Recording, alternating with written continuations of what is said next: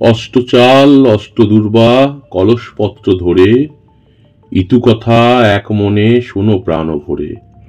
ইতু দেন বর ধনে জনে বারুক ঘর। এই হলো ইতুর মন্ত্র। ইতু পুজো বাংলার লোক সংস্কৃতির একটি বিশেষ অঙ্গ। আজকাল অবশ্য নাগরিকতার ঝোঁক আমাদের জীবনে এনেছে অন্য প্রকার বন্যতা। হারিয়ে যাচ্ছে আমাদের বাঙালিদের আদি গ্রামীণ সংস্কৃতিগুলো।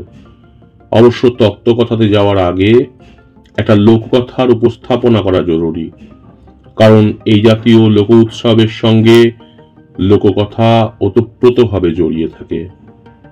কোনো এক কালে এক দরিদ্র ব্রাহ্মণ তার স্ত্রী ও দুই মেয়েকে নিয়ে অভাবের সংসারে দিন যাপন করত।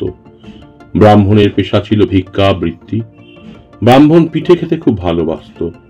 ভিক্ষে করে চাল, নারকেল, গুড় এনে দিল তার স্ত্রীকে। তৈরি পিঠে যেন কাউকে না দেওয়া হয়। তার স্ত্রীকে এই শর্ত দিয়ে ব্রাহ্মণ লুকিয়ে থাকলো ঘরের আড়ালে। পিঠে ভাজার শব্দ গুনতে গুনতে ব্রাহ্মণ দড়িতে একটা করে গিঁট দিতে লাগলো।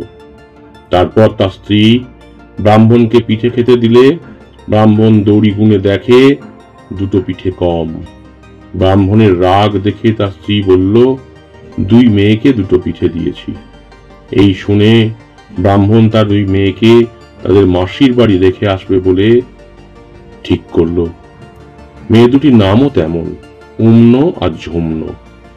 পরের দিন ভোরবেলা উম্ন আর ঝুম্নকে সঙ্গে করে ব্রাহ্মণ বাড়ি থেকে বের হলো। সারাদিন হাঁটতে হাঁটতে তার এক জঙ্গলের মধ্যে পৌঁছে রাত্রি হয়ে গেল। ব্রাহ্মণ তাদের ঘুম পাড়িয়ে রেখে চলে এলো।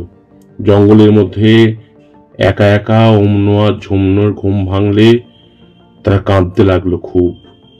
একটা বটগাছের কাছে গিয়ে তারা হাত জোর করে দুজনে বলল, হে বটবৃক্ষ, মা আমাদের 10 মাস 10 দিন গর্ভে স্থান দিয়েছে। তুমি আজ রাতের জন্য আমাদের কোটরে স্থান দাও। তারপর বটবৃক্ষ দুফাক হয়ে গেলে তারা দুই বোন বটগাছের কোটরে রাত কাটালো। পরের দিন সকালে তারা বটগাছকে প্রণাম করে হাঁটতে শুরু করে। কিছু দূর যাওয়ার পর তারা দেখে মাটির সরাত করে কতগুলো মেয়ে পুজো করছে। উম্ন আর ঝুম্ন পুজোর বিষয়ে তাদেরকে জিজ্ঞাসা করলে মেয়েরা জানায় এর নাম ইতু পুজো। মেয়েরা আরো বলে, আগের দিন উপোস করে থাকলে তবেই ইতু পুজো করা যায়। এই কথা শুনে উম্ন ঝুম্ন বলে কাল থেকে তারা কিছুই খায়নি। তারাও কার্তিক মাসের সংক্রান্তিতে ইতু পুজো শুরু করে দেয়। তাদের ভক্তি দেখে ইতু ভগবান অর্থাৎ সূর্যদেব বর প্রার্থনা করতে বলে। তারা তাদের পিতার অভাব যেন দূর হয় এই বর প্রার্থনা করে। সূর্যদেব তাদের আশীর্বাদ করেন। তারপর তারা অগ্রহায়ণ মাসের প্রতি রবিবারে ভক্তি সহকারে ইতু পুজো করে এবং সূর্যদেবের কাছ থেকে আশীর্বাদ পেতে থাকে। ওইদিকে আশ্চর্যজনকভাবে ব্রাহ্মণের ঘর ধন সম্পদে ভরে উঠল। কিন্তু তার স্ত্রীর মুখে হাসি উধাও। মেয়েদের কথা ভেবে ভেবে তার চোখে পড়ে জল। সত্যি একদিন উম্ন আর ঝুম্ন বাড়ি ফিরে এসে ব্রাহ্মণের স্ত্রী তাদের মেয়েকে দেখে খুব আনন্দিত হলো। বাড়ি ফিরে তারা ইতু পুজোর কথা বলল, আর সূর্যদেবের সেই যে আশীর্বাদ তাদের পরিবারের উন্নতি ঘটিয়েছে সেটাও তারা খুলে বলল। তা শুনে ব্রাহ্মণের স্ত্রীও ইতু পুজো শুরু করে দেয়। তখন থেকেই দিকে দিকে ইতু পুজোর মাহাত্ম্য ছড়িয়ে পড়ে। এই হলো ইতু পুজোর পিছনে লুকিয়ে থাকা বাংলার এক লোককথা। অনেকে মনে করেন ইতু শব্দের উৎপত্তি ঘটেছে প্রাচীন ইরান থেকে। বহু যুগ আগে পারস্য দেশে মিথু নামে এক স্থানীয় পুজো করা হতো। সেই শব্দ থেকে এসছে ইতু। আসলে ইতুর অর্থ সূর্য। অগ্রহায়ণ মাসের সূর্যকে মিত্র বলে অভিহিত করা হয়। অনেকে মনে করেন ঋতু শব্দ থেকে উৎপত্তি হয়েছে ইতু শব্দটি। প্রকৃত সত্য হলো সংস্কৃত মিত্র শব্দ পরিবর্তিত হয়ে প্রাকৃতে মিত্র, বাংলায় মিতু হয়ে ক্রমশ ইতু হয়ে গেছে। প্রতি রবিবার এই পুজো করা হয় বলে একে সূর্যের পুজো নামেও অভিহিত করা হয়। সূর্যদেবের উপাসনা করা হলেও এই পুজোর রীতি অনুসারে সাধারণত পুজো করা হয় মাটি ও শস্যকে। মহাভারত পুরাণেও ইতু পূজার উল্লেখ রয়েছে। প্রাচীনকালে কুমারী মেয়েরা এই পূজা করে থাকতেন। সংসারের শ্রীবৃদ্ধির জন্য ও স্বামী লাভ করতে এই পুজো করত তারা। পরবর্তীকালে সূর্য পুজো হিসেবে এটা বেশি জনপ্রিয়তা লাভ করে। মহাভারতে কুন্তিপুত্র কর্ণ ছিলেন সূর্যের অন্যতম সন্তান। আবার সূর্যের অপর নাম হলো আদিত্য। এই আদিত্য থেকে ইতু শব্দের সৃষ্টি বলেও শাক্ত বাঙালিরা মনে করে। তাই তারা মৃত্তিকা দেবীকে ইতু হিসেবে স্মরণ করে পুজো করতে থাকে। শস্য দেবী লক্ষ্মী হিসেবে বাঙালির ঘরে ঘরে এই ইতুর পূজার প্রচলন হয়। ইতুর অপর নাম হলো মিত্র। হরিবংশে দ্বাদশ দেবতার নাম হলো মিত্র। অগ্রহায়ণ মাসে সূর্য বৃশ্চিক রাশিতে অবস্থান করে এবং এই অবস্থানে সূর্যকে বলা হয় মিত্র। প্রতি রবিবার উপবাস রেখে পুজো করা হয় বলে একে সূর্য পূজা বলা হয়ে থাকে। ইতু পুজোকে সূর্য উপাসনা বলা হলেও পুজোর আচার বিধি রীতি উপাচার বিশ্লেষণ করে ইতুকে মাতৃদেবী রূপেই গণ্য করে থাকেন অনেকে। ইতুর ঘটের গায়ে সিঁদুর দিয়ে আঁকা হয় এবং ভেতরে দেয়া হয় শস্য দানা ও তৃণগুচ্ছ। খড়ের বীরের উপরেই বসানো হয় ইতুর সরাকে। এরপর ওই সরাতে দেওয়া হয় মাটি। মাটিপূর্ণ সরার মাঝে ঘট স্থাপন করা হয়, আর বাকি অংশে থাকে কলমি, সর্ষে, শুশুনির শাক সহ বিভিন্ন শাক। এছাড়াও ধানের বীজ, মানকচুর মূল লাগানো হয়, আর ছোলা, মটর, মুগ, তিল, যব সহ 8 রকমের শস্যের বীজও ছড়ানো হয়ে থাকে। ইতু গ্রাম বাংলার লক্ষ্মীর সঙ্গে মিশে হয়ে উঠেছেন শস্য, সৌভাগ্য আর মঙ্গলের প্রতীক। কুমারী মেয়েদের প্রতিলাভ বা বিবাহিত মেয়েদের সন্তান লাভের আকাঙ্ক্ষা তথা সংসারের কল্যাণ কামনাতেও ইতু পুজো বহু প্রাচীন কাল থেকে হয়ে চলেছে গ্রাম বাংলার ঘরে ঘরে। পুজোর শেষে সবাই গোল হয়ে শুনতে বসে ব্রত কথা।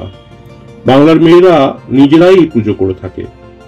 ইতুকে 7 ভক্ষণের প্রথাও রয়েছে কোথাও কোথাও। সেদিন নতুন গুড় ও চাল দুধ দিয়ে পরমান্ন তৈরি করে নিবেদন করা হয়।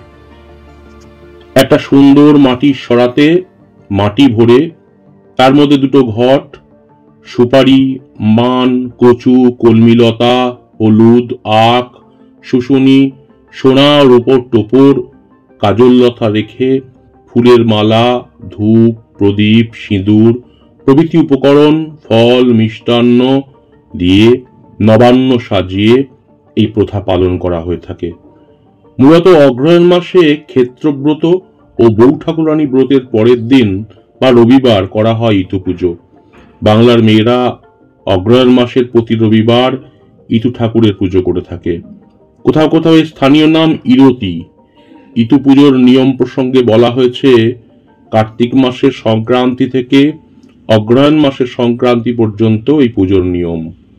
অগ্রহায়ণ মাসের প্রতি রবিবারে পুজো করে সংক্রান্তির দিন পুজো করতে হয়। এই পুজো 2 ভাবে পালিত হয়ে থাকে।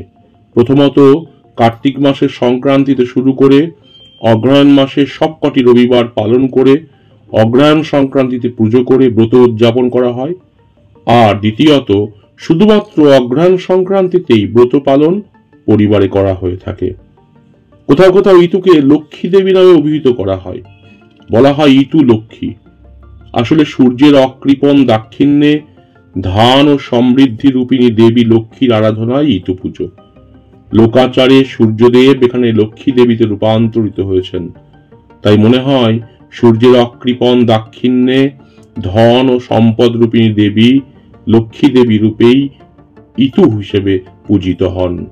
সূর্যব্রত ভারতের সকল নারী সমাজের একটি প্রধান ব্রত। সূর্য উর্বরা শক্তির আধার, সেই জন্য সূর্যকে প্রসন্ন করার এই প্রয়াস। বিহারের ছট পুজোর সঙ্গেও যেন কোথাও একটা এর মিল খুঁজে পাওয়া যায়। তবে বাংলার মেয়েরা ইতুকে শস্যের দেবী হিসেবেই পুজো করে থাকে। এই পুজোর রীতি ও উপাচার বিশ্লেষণ করে ইতুকে মা নিজেরাই পুজো করে থাকেন। প্রার্থনা জানায় মনের ইচ্ছার কথা মা ইতুকে। পুজোর শেষে শস্যপূর্ণ সরাকে গঙ্গা বা জলাশয়ে বিসর্জনের প্রথা রয়েছে। শীতকালীন চাষের আগে রবি শস্যের বীজ সংগ্রহই ছিল ব্রত পালনের উৎস। বিবাহিত ও অবিবাহিত সব মেয়েই এই ব্রত পালন করতে পারে। একবার ব্রত শুরু করলে পালন করতে হয় আজীবন। যতদিন না ব্রত পালনের ভার মেয়ে বা পুত্রবধূ নিচ্ছে, ততদিন ব্রতচারীকে ধারণ করতে হয় ইতু পুজোর নিয়ম কানুন। প্রতি রবিবার পুজোর সময় বেশিরভাগ ব্রতচারীরা নিরামিষ ভোজন করে থাকে। মাটির ছোট ঘটকে লাল সাদা রঙে সাজানো হয়, সেখানে বীজ বপন করা হয়। চারাগাছ অঙ্কুরিত হলে ধরে নেওয়া হয় তা সংসারের সুখ সমৃদ্ধির প্রতীক। দুধ, ময়দা আর ফলের নানা রকম প্রসাদে সাজানো হয় নৈবেদ্য। একে বলা হয় ইতুর স্বাদ। পুজোর পরে প্রসাদ বিতরণ করা হয়। সবার শেষে ব্রতকথা পাঠ করে পুজো সমাপ্ত হয়। সব মিলিয়ে মেয়েলি ব্রত হলেও গ্রামীণ লোক সমাজের ঐকান্তিক শুভকামনাই হলো এই ব্রতের মূল কথা। তাই ইতুর ব্রতের মূল সূত্রটা এরকম: করিলে ইতুর পুজো বন্ধা নাম যায়, সময়তে বিবাহ হয় তাহার মায়ায়। করিলে ইতুর পূজা দুঃখ হয় দূর, ধনে পুত্রে পৌত্রে বাড়ে সুখের সংসার।